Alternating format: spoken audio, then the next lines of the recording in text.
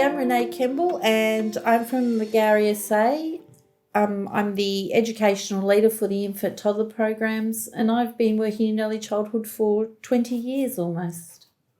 Hi, my name is Kate Stone. I'm the kindergarten teacher in the Jacaranda Kindergarten here at Gowrie SA, and I have been a kindergarten teacher for over a decade. So, Kate, I thought we'd have a conversation today about how we've been thinking around how the Reggio principles support our work in the reconciliation program as well. So thinking how we can link the ideas of listening, documentation, and the 100 languages into the work that you're doing in the rooms and the infant toddler programs are doing as well, and having a look at some of our documentation to make those links. Yeah, I think that as a starting point when we're talking about linking Reggio principles with reconciliation, listening is a really important part of the process. When we are actively listening with children, we can pick those moments where the reconciliation lens can be threaded through into the pre-existing research or pre-existing inquiries that are already occurring for children in the everyday. Well, I was thinking, Kate, around how working with the elders and when Uncle Ivan comes and when we first started working with Auntie Leonie, that idea of how we had to change how we were listening when we were working with elders, and that deeper listening we had to have where we would stop and just completely listen and actively listen. I think that links really well to the 100 languages as well, because when we were working with Auntie and through the process of working with Uncle now, the 100 languages for children is one way that we can, keeping that in our minds, really help children to engage with Uncle through different forms of storytelling and through different forms of art and through different forms of documentation. We can really empower children to be a part of the conversation. And just looking at some of your documentation here and some of the documentation that's been done, I can see those really strong links with listening when you're talking with children, just taking those spontaneous moments as well and following children's initiatives. I mean, and I think it really shows the skill of the teacher that you chose a moment, and this moment you took that opportunity to take the children to the front and have a look at the honey ants, and then introducing the children in that moment to Auntie Leonie and totems, and how that now is going to move on to the idea of working with totems with Uncle as well. And it's that inquiry and moving with children. So you're listening to what children are telling you, and then you're using the skill and the pedagogy to move forward and inquire with children around totems. It's that intentionality, isn't it, that builds the program over time, where you find those little magic moments where you can weave reconciliation into the inquiry or into the research.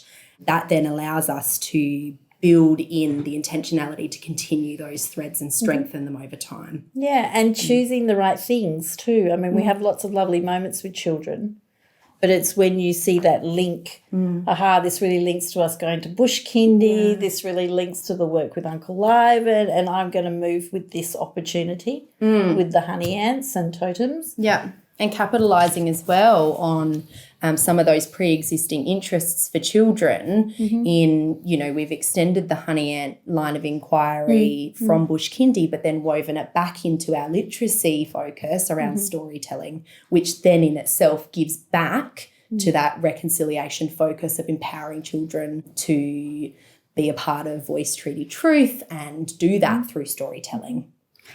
And, I'm also thinking about this idea, I was listening to Carla Rinaldi thinking about documentation, and she was talking about, the power of documentation, and documentation is for the children and for the families and for the educators, but also making children's learning visible. But to me, it's advocating for children. it's real advocacy when we produce this beautiful documentation like you've done here with the honey ants and precious memories. And I think that, you know, when you have pieces of documentation that are rich like this, you can see where those Reggio principles of listening and educational documentation and 100 languages really thread together naturally for us. And then they are able to be, I think, strengthened when they're connected. Yeah, because there's no doubt the principles that nothing sits separately. I mean, I guess it's the same if we talk about the framework. Nothing's going to sit separately when it comes to principles and practices and outcomes. And the same when we're talking interconnected. about reconciliation. Yeah. So for us, in our service, in our kindergartens, in our infant and toddler programs, reconciliation is not something that sits differently from the program of the everyday program. It is something that we are looking for those opportunities to thread it through naturally and extend children's connection to reconciliation and part in reconciliation. Sitting and listening and waiting makes me think again around working with elders and developing the idea of just being and how I guess that spirituality and being able to just sit and listen to Uncle Jan and not being able jumping in and children jumping in.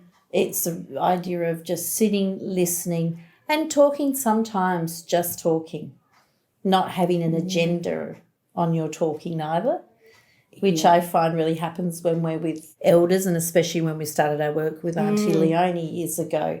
You know, that learning curve of, you know, actually I'm just going to sit and listen and today and not having an agenda. Yeah. Being in the moment and then taking from those moments and finding the importance in those moments and then documenting that rather than going, this is what I'm looking for, this is what I want to happen. You know, so that sort of way of working with elders is what we learn, but that's kind of how we should be working with children as well. Absolutely. They reflect one another. And I think when we are working with elders, it is more than just work. It is developing a relationship over time. It is us as educators, Trust. as teachers, role modelling what it looks like to build genuine connections in community that then give back to that education process. Well, I guess one of the main things I always talk about with educators is heart and head. Yeah. So we need to connect when we're doing our documentation. It's a real skill and it's really difficult. First of all, to write narratives, but also finding that beautiful dance between heart and head. So how we are able to make visible children's learning with all the things we know as educators, because we want to talk about theories and philosophies and frameworks and why this work is important, but we have to appeal to people as well and write it in a narrative form. But also write it in a language in a way that children can find meaning in as well as adults. And I think that dance is quite difficult at times. And so I think when we talk about documentation, it's really important for us to consider why we are writing the piece of documentation in the first place. Who's it Am I for? writing this for a parent? Am I writing this for the child? Am I writing this for myself? Or is it one or all three? You know, is it a piece of documentation that is going to allow children to interact with their local community? Are we writing a letter that is going to sing children's voices to a place that they've not connected with before? So I think when we think about documentation, the purpose is where we need to start. Well, and I think you're touching on the idea of children as citizens there as well. Absolutely.